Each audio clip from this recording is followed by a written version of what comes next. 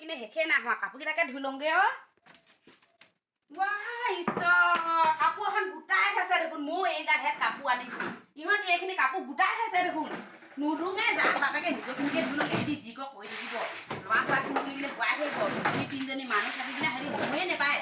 বোলে ল'ৰা ছোৱালীয়ে ল'ৰা শুৱাইছো বুলি সদায় তেনেকুৱাই কৰিব এতিয়া শুইয়ে আছে নাপায়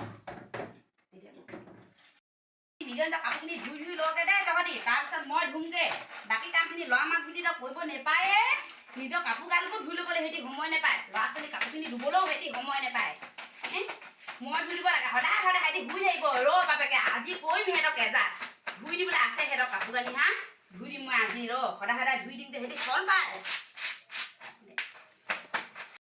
থৈ দিম সিহঁতি একদম ঘৰখনৰ হৌ বুলি জানিছ মোক এনেকুৱা কাম কৰাই মায়ে নহয় মইতো নহয়ো চহয়ো এই ল'ৰাকেইটা কাপোৰকেইটা ধুই এই ডাঙৰখনৰ কাপোৰ ধুবলৈ নাই এইকাৰণে যেতিয়া ধুই থাকিব যেতিয়া ধুই থাকিব ৰাতি ধুলেও ধুব দিনত ধুলেও ধুব গধূলি ধুলেও ধুব যেতিয়া ধুই থাকিব এই ল'ৰা ছোৱালী কাপোৰকেইটাকে ধুই দিম পাই ঈশ্বৰ এইটো বৰ ধুনীয়া পেণ্ট দেই ইমান ধুনীয়া পেণ্টটো আগতে আমাক এনেকুৱা মায়ে পিন্ধাইছিলে নাই পিন্ধা জানো বৰ ধুনীয়া লাগিছে আকৌ পেণ্টটো সুধি চাব লাগিব দেই এনেকুৱা পেণ্ট পিন্ধাইছিলে নাই পিন্ধা বুলি কিনে